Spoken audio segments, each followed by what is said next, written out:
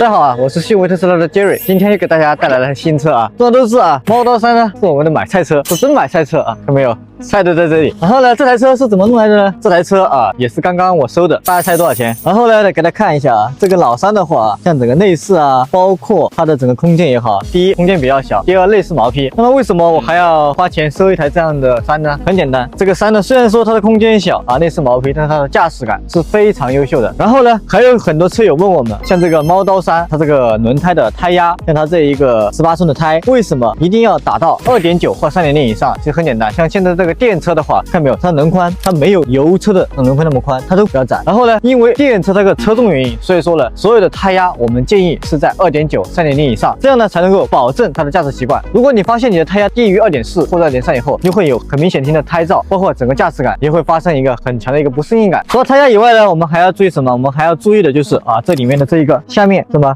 这下面的一个空调滤芯，空调滤芯一定要记得换，它大概是2万公里或者是1年一换。如果我的空调滤芯不换的话，你看没有，咱们这个空调这个地方就会出现异味。众所周知，特斯拉这个空调这里啊，它还是很明显的整个隐藏式出风口这里。除去空调滤芯以外，还要注意哪呢？其实不需要注意哪了，因为特斯拉猫刀3就是一个这么简单的车，它保养很简单，维护很简单，甚至它整个车都很简单。然后的话，像这个车多少钱收的呢？告诉大家啊，只花了4万3收的。为什么只花了4万3呢？来看这里。